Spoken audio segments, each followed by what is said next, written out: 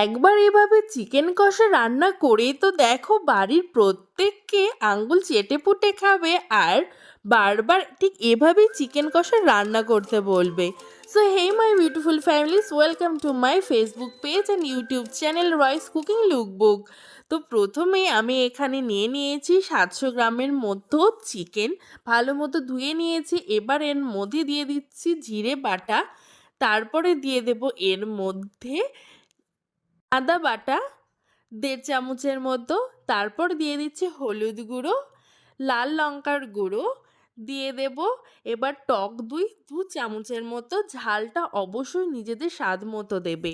তারপরে দিয়ে দেবো বেশ খানিকটা সর্ষের তেল দিয়ে ভালো মতো ম্যারিনেশন করে রেস্টে রেখে দিতে হবে মিনিমাম 2 ঘন্টার জন্য।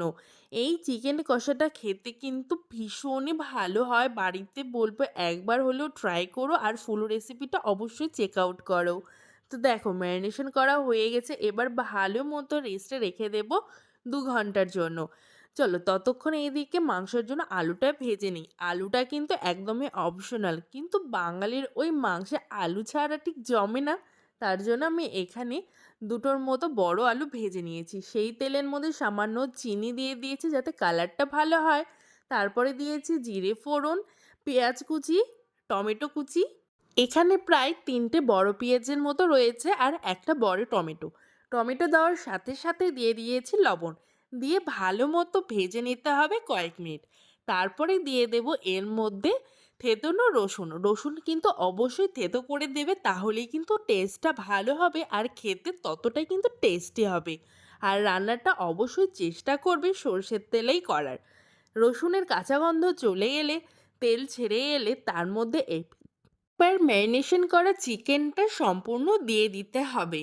দিয়ে ভালো মতো চিকেনটাকে ভেজে নিতে হবে যতক্ষণ না পর্যন্ত চিকেনের নিজস্ব জল ছেড়ে আসছে। আমি কিন্তু গামলায় থাকা এক্সট্রা ম্যারিনেশনের গ্রেভিটা কিন্তু দেইনি, সেটা কিন্তু যখন আমি ঝোলটা দেব তখন দেব।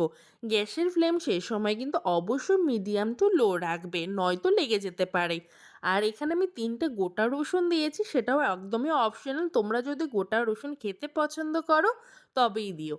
তারপরে দিয়ে দিয়েছি স্বাদ মতো লবণ, দিয়ে ভালো মতো মশলার সাথে মাংসটাকে ভেজে নিয়েছি। দেখো হালকা করে যখন জল ছাড়তে শুরু করেছে ঢেকে দিয়েছিলাম।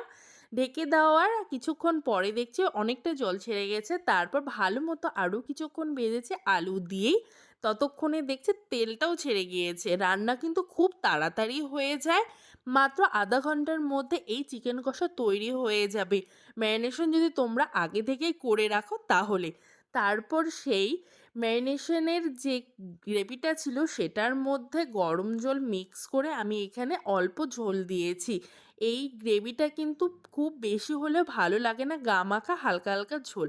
যার মধ্যে এবার দিয়ে দিয়েছি বাড়িতে তৈরি করা গরম মশলার গুঁড়ো, 3-4টে কাঁচা লঙ্কা আর কসুরি মেথি আর বেশ খানিকটা বাটার দিয়ে ভালো মতো কয়েক মিনিট ফোটালেই কিন্তু তৈরি হয়ে যাবে দারুণ স্বাদের এই চিকেন কষা। বাড়িতে অবশ্যই একবার বানিয়ে বাড়ির প্রত্যেককে খাইয়ে তো দেখো, প্রত্যেকেই বলবে এটা বাড়িতে তৈরি নাকি রেস্টুরেন্ট থেকে কিনে আনা, এতটাই সুস্বাদু হয়।